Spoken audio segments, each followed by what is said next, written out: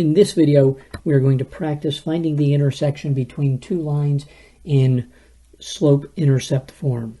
So let's first start by giving you the equations of the lines. Y equals 3x minus 8 and y equals negative 2/5 x plus 4/5. So the first thing I want you to do is pause the video and try to make a quick sketch of the graph. You can do it on axes that don't even have grid lines because we're just going to do that quickly. Okay, here's what the graph should look like. The first one has a slope of 3. So if we just keep on drawing upward with a slope of 3, it's going to look something like that.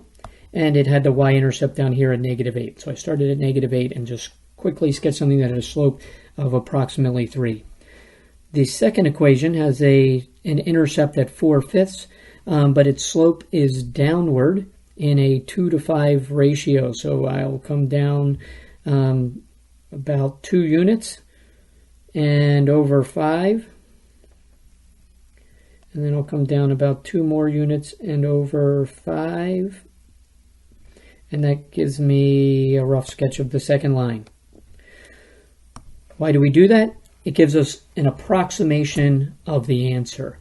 So clearly, where these lines intersect is going to be in the second quadrant. If I were to guess, I would speculate that it's in decimal form about halfway between 2 and 3 in the x direction, and clearly between 0 and negative 1 in the y direction, maybe about negative 0.3.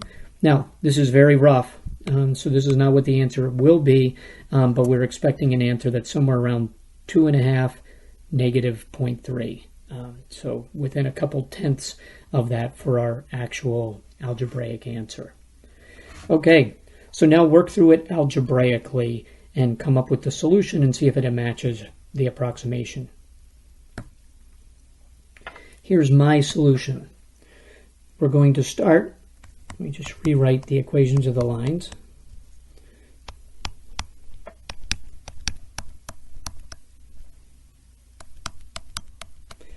We will start by equating the two sides. So we can say that 3x minus 8 must equal negative 2/5 x plus 4/5. And here we are in a similar place to the previous video. I think that the easiest thing to do is to multiply both sides times 5. And when we do that, remember to distribute 5 to every term. And so we have 15x minus 40 should equal negative 2x plus 4. We don't have fractions to worry about now, so this will be a much easier problem. The easiest thing to do in terms of isolating x would be to add 2x to both sides, and then if we add 40 simultaneously to both sides, we will be able to isolate x. And so we now have 17x is equal to 44, and simply dividing by 17 will get us to the answer. Okay, so notice this will not be a nice fraction. If I look at this, it will be 2 and let's see, 2, that would be, and 10 17ths. So not too far off of what we had guessed. It might be closer to 2.6, but it's not too far off of our original guess.